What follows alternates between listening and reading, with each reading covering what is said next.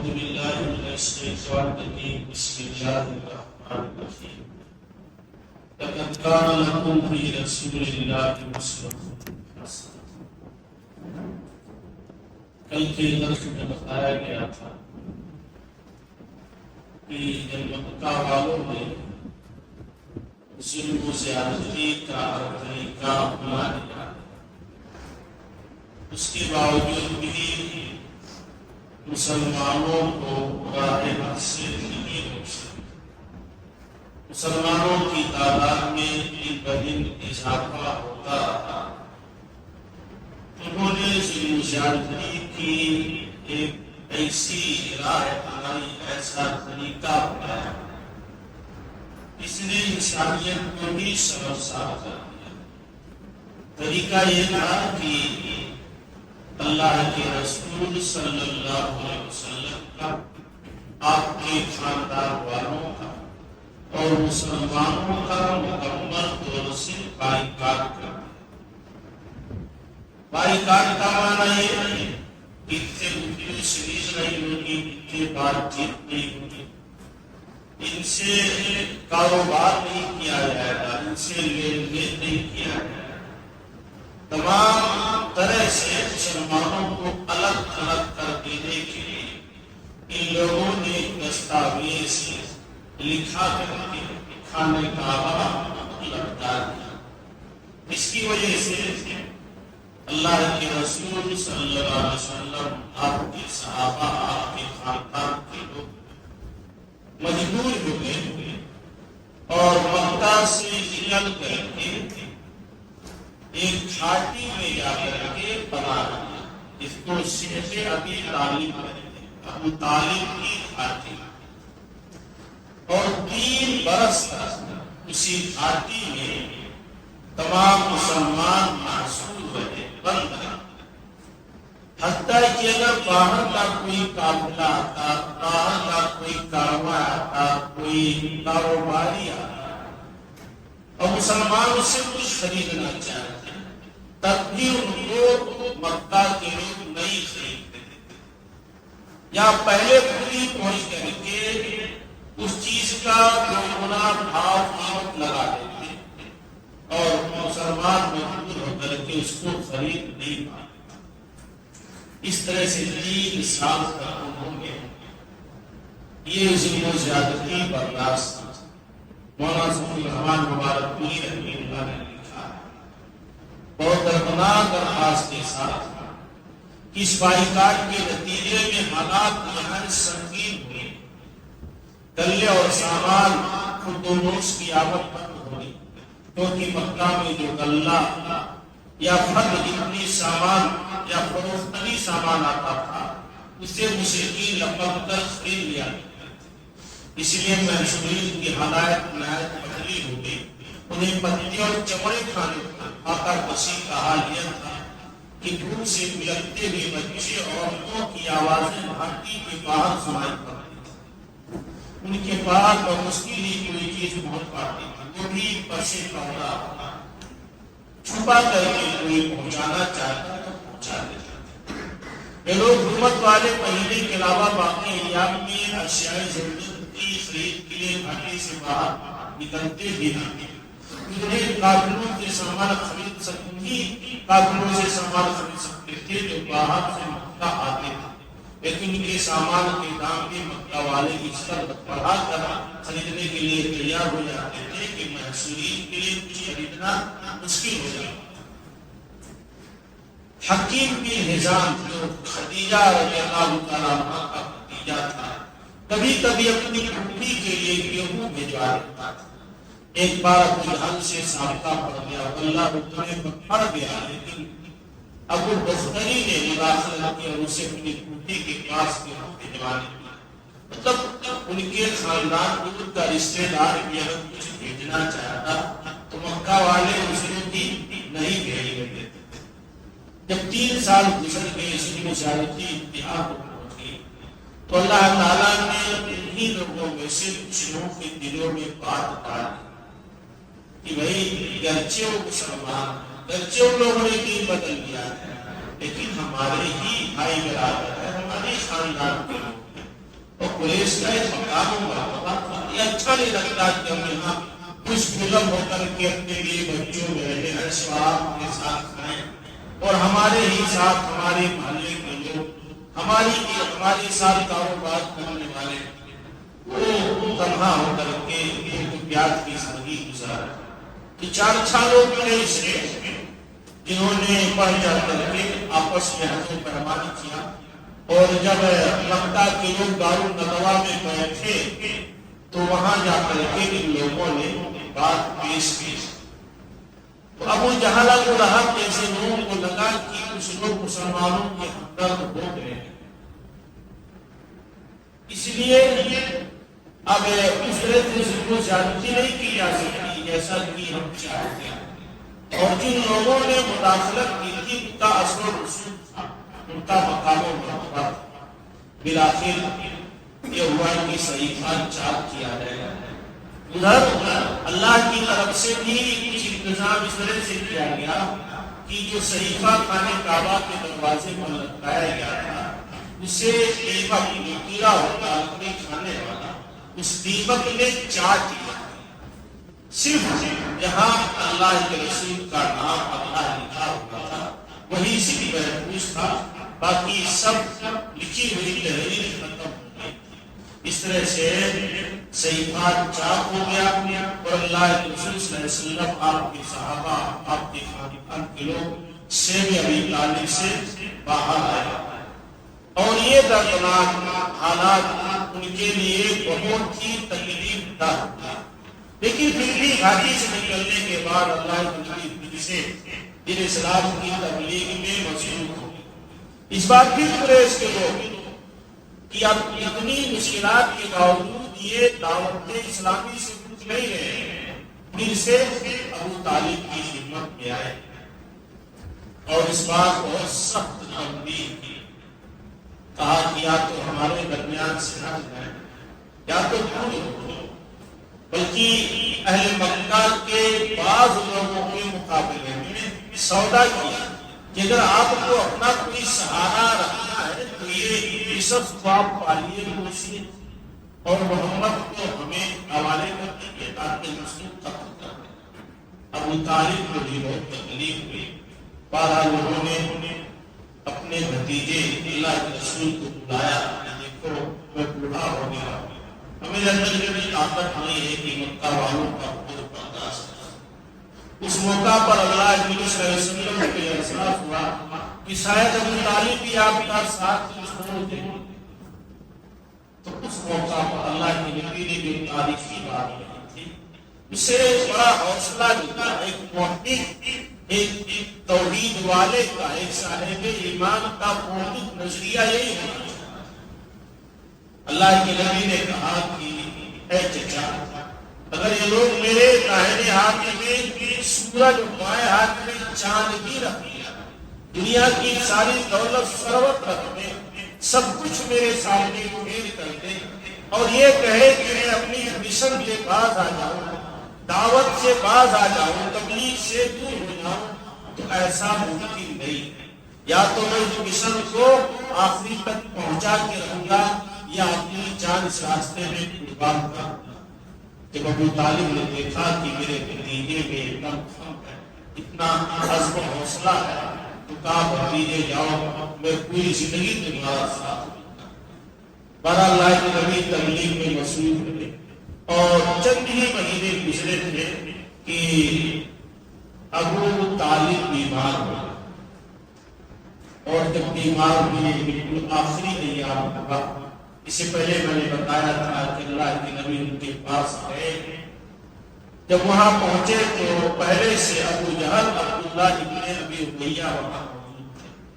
اللہ کے نبی نے دعوت پیش کی، اسلام پیش کیا، کہا اے اپنی قل لا الہ الا اللہ کلمۃ احاج لک بہا عند اللہ۔ اے میرے چچا، آپ لا الہ الا اللہ صرف ایک کلمہ کہیے، اس ایک کلمے کی وجہ سے میں قیامت کے دن اللہ تعالیٰ کے ہاں آپ کے لیے حجت رکھوں گا۔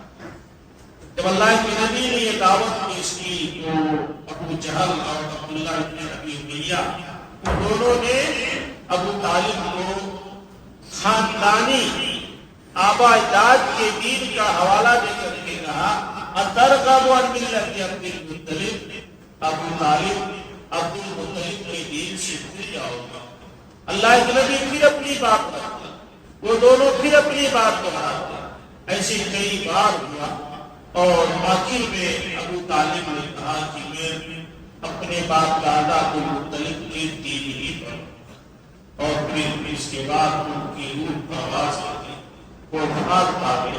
اللہ کے نبی کو بہت تکلیف، آپ بہت کبیرہ کھاتے ہیں، کہا کہ میں تمہارے لیے اللہ سے مغفرت طلب کروں گا۔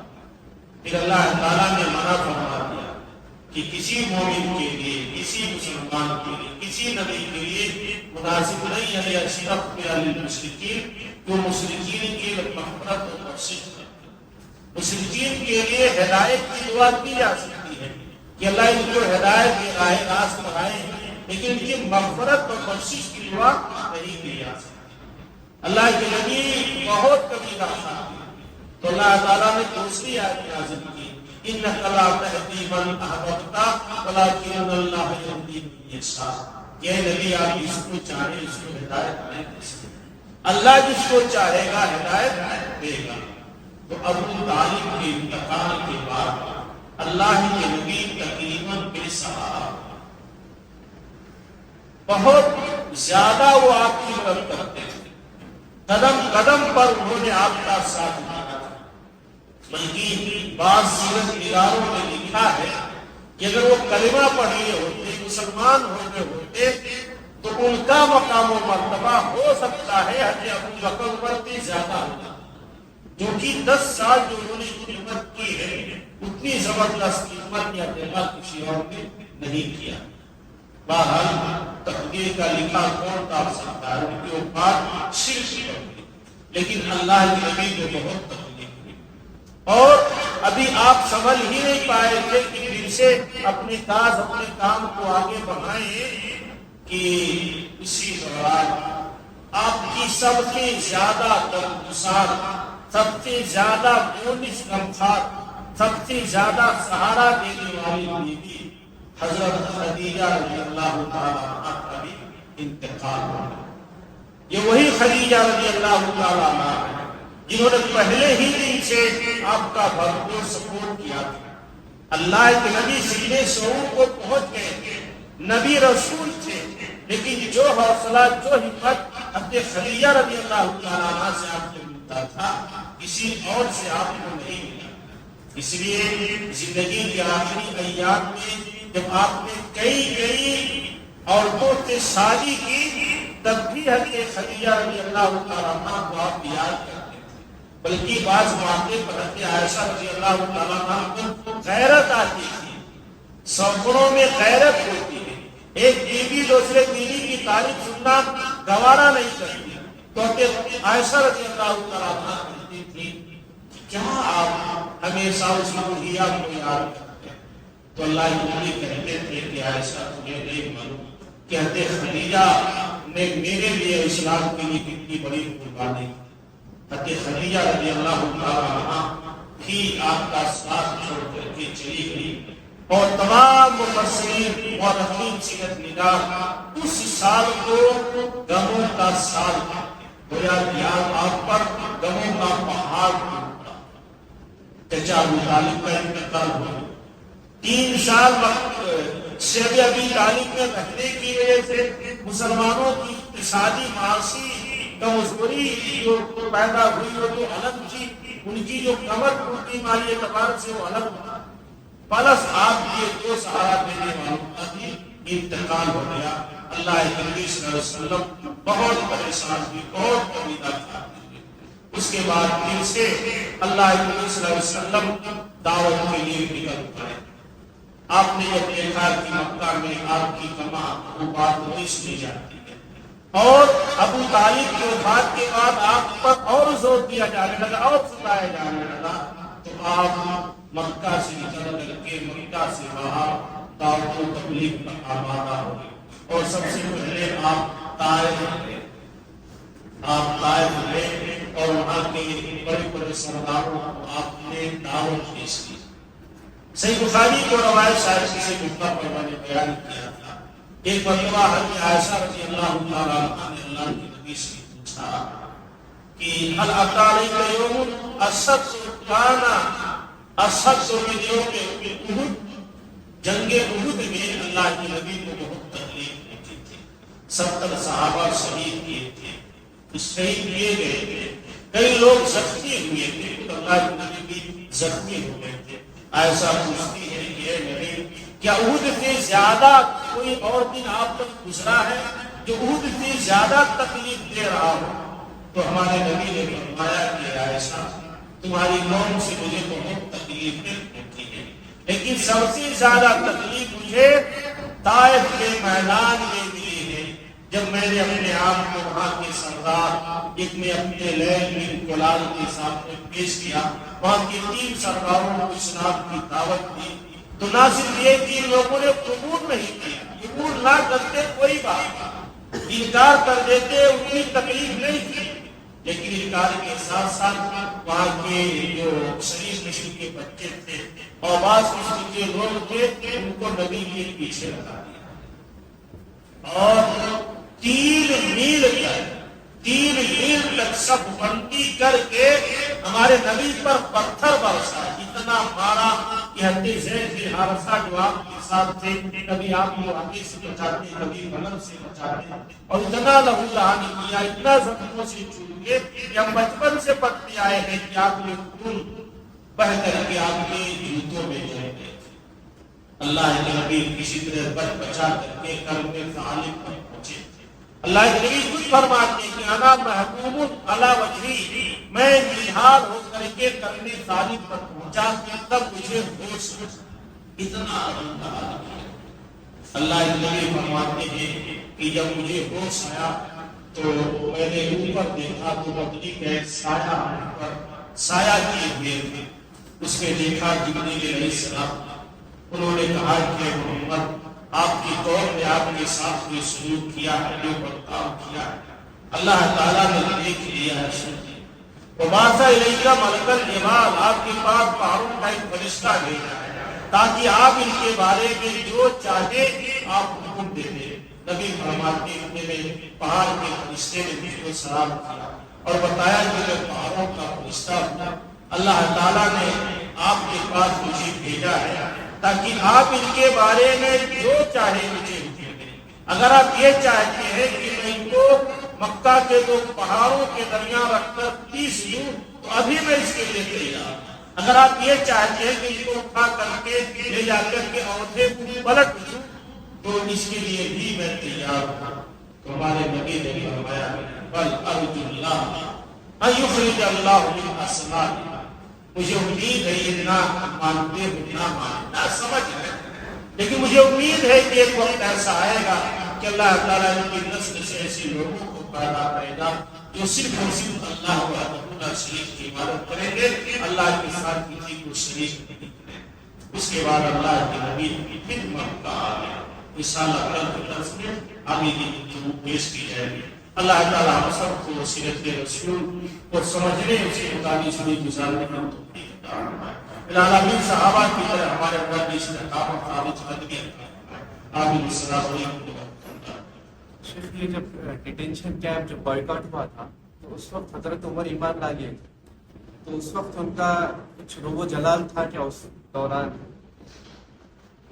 حضرت عمر بن خطاب رضی اللہ تعالیٰ عنہ کو روب و جلال کو تھا, لیکن انفرادی حیثیت.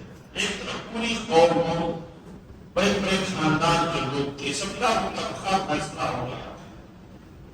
جیسے چھوٹی چھوٹی چیزوں کی پوری کمیٹی ہوتی بجائے کسی کا بھی بائیکاٹ کر سکتی ہے, تو پوری قوم میں اکٹھا ہو گیا. ہر طرح کے لوگ اس میں شامل ہو گئے تھے. اور اللہ کی نبی اسی وجہ سے آپ وہاں نے گانا لڑنے بھیڑنے والا رویہ آپ کو پسند تھا. آپ نے فوراً اس کو قبول کر لیا, اس لیے کہ پچھلی بار کی جب صلح حدیبیہ وغیرہ کی جو صلح ہوئی ہے اس میں بھی آپ کا طریقہ ہے. آپ خود اپنے خاندان والوں سے, اپنے بھائی بھائی سے آپ لڑنا نہیں چاہتے, آپ ان سے معاہدانہ رویہ بھی اختیار کرنا چاہتے. تو شاید یہ وجہ ہو ایک پوری قوم سے کی طرف سے بائیکاٹ کیا گیا ہے، دستاویز نہیں کریں گے، اور اس کی ویلو اہمیت ہے، وہ بھی خانہ کعبہ پہ لگتا دیا گیا، تو کون جرا کر سکتا کہ اس کے خلاف ہے؟ شاید یہی وجہ ہو، لیکن تاریخ میں بہت خاموشی ہے نا، ان لوگوں کا رویہ کیا تھا۔